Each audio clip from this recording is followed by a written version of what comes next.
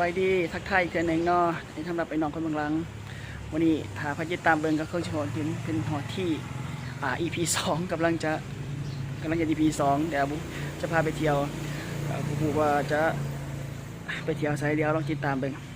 ว่าเขาจะไปเที่ยวกันอยู่แถวใดมื้อนี้ยังบ่ฮู้เนาะเดี๋ยวไปเที่ยวกันเดี๋ยวไปเที่ยวไสสนใจจะไปเที่ยวอยู่ไสสนใจสถานที่ใดแนะนำอยากให้เข้าไปเนาะคอมเมนต์มาใน อยู่ในใต้คอมเมนต์ว่าอยากให้กิจกรรมหยังไปเที่ยวไสมื้อนี้เตรียมตัวไปคนเดียวเพราะว่าอีกน้องชายคนหนึงเพิ่นไปงานบ่ได้มาแต่จะไปเจออีกมุยคนหนึงจะพาไปเที่ยวแต่บ่รู้ว่าจะไปเที่ยวบนใดแต่ว่าการ เที่ยวนี่เดี๋ยวติดตามกันเนาะแต่ว่าก่อนจะไปก็ขอบใจโอริน่าเนาะเฮ็ดให้หน้าใสเดี๋ยวรอไปเบิ่งว่าบอกไปฮอดเพิ่นอาจจะใสแบบนี้บ่เนาะขอบใจโอริน่าฝากไว้1ตัวหนึ่งสำหรับคนที่อยากหน้าใสเนาะไปเดี๋ยวไปเที่ยวกันติดตามไปเลยโอเคไป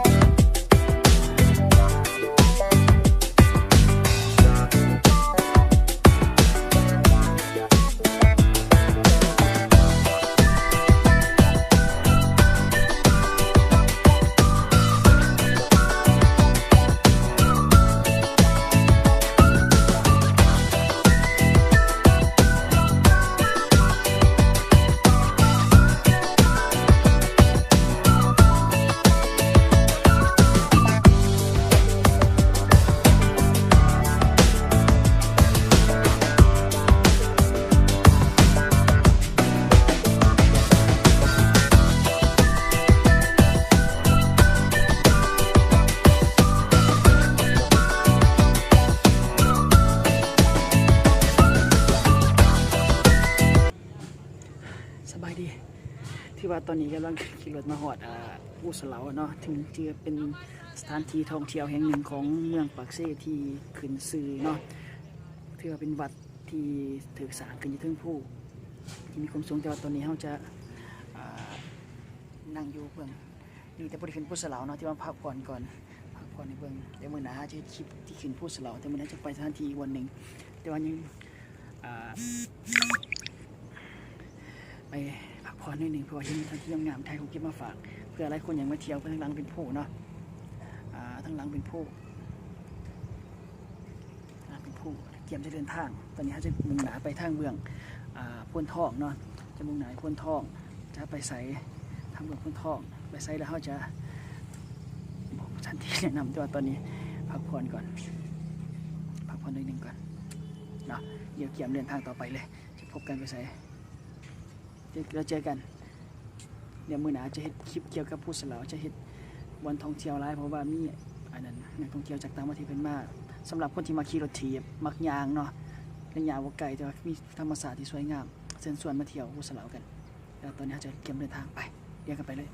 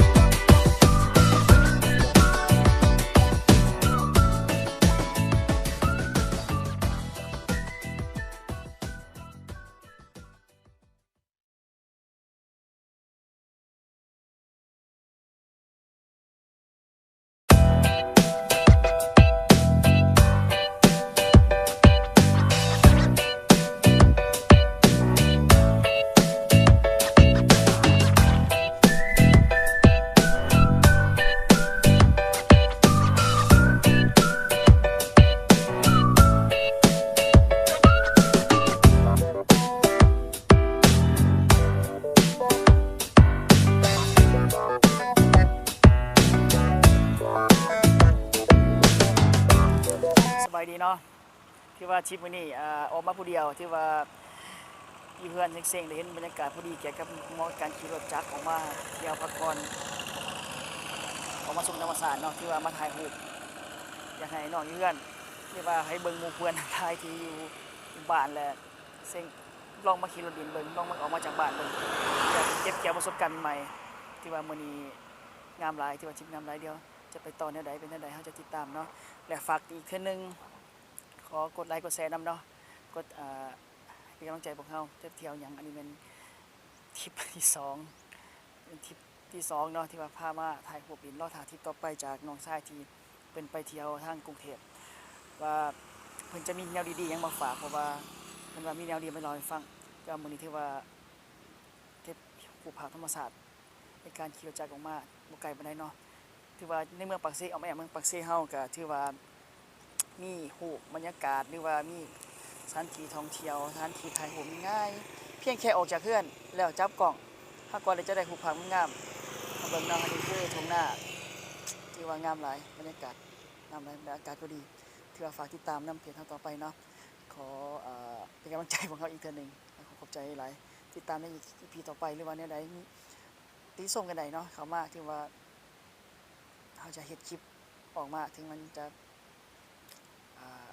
บ่โดนใจหยังก็ขอตำหนิติชมกันเนาะที่ว่าแนวใดก็ออกมาเดี๋ยวจะเก็บภาพมาฝากในมื้อนี้ตอนไปโอเคขอบใจหลายเจอกัน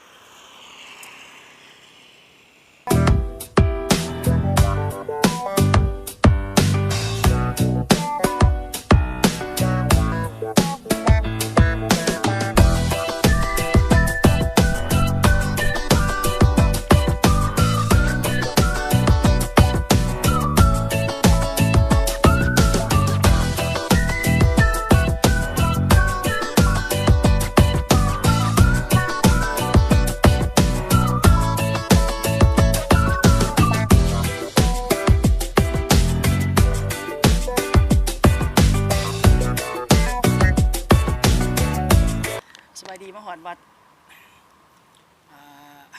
ขี่มานำทางได้เจอวัดที่ว่ามาหลายครั้งแล้วบ่เห็นวัดที่ว่าครั้งนี้มาเจอแล้วมีโอกาสได้มากราบพระไหว้พระเป็นขอใส่ที่ว่าที่ออกมาครั้งนี้เพียงแต่ออกมาจากเรือนเนาะก็แนมเบิ่งสิ่งที่อยู่อ้อมข้างเฮาว่ายังมีหลายอย่างที่น่าสนใจแหละสามารถถ่ายภาพหรือว่าเก็บความทรงจำเฮาไว้เนาะพาคนที่ฮักหรือว่าพาครอบครัวพาหมู่เพื่อนออกจากเรือนมาแนมเบิ่งสิ่งอ้อมข้างโตเฮายังมีหยังหลายอย่างที่น่าสนใจถึงจะเป็นเล็กน้อยสำหรับเฮาเรื่องความจริงแต่ว่าถ้าเฮาลองมาถ่ายรูปหรือว่าเก็บภาพเป็นสิ่งที่ประทับใจก็คิดว่าน่าจะเป็นอีกกิจกรรมหนึ่งสำหรับวันเสาร์อาทิตย์ที่สร้างความสัมพันธ์อยู่ในครอบครัวหรือว่าหมู่เพื่อนต่างๆเพื่อจะบ่เป็นการเหงาเนาะแล้วก็เฮ็ดกิจกรรมดีๆที่ว่ากิจกรรมมื้อนี้แม่นการเก็บภาพแคมทางระหว่างเส้นทางเมืองปากเซ่ขี่ออกมารออีกประมาณอยู่30 ลักที่ว่าบ่ไกลเนาะที่ว่าจะมีภาพงามมาเก็บเป็นกิจกรรมหนึงและเป็นความทรงจำหนึงที่ให้เฮาเป็นกิจกรรมดีๆแหละคือว่าเนาะอาจจะขอบใจเนาะเดี๋ยวฝากติดตามเพจนำพวกเฮาอีกที่ว่ามันที่ว่าโชคดีแหละอะไรขอพรได้บุญนำอีกที่ว่าได้ขอพร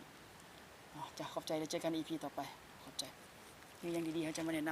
ำท่านอีกโอเคขอบใจ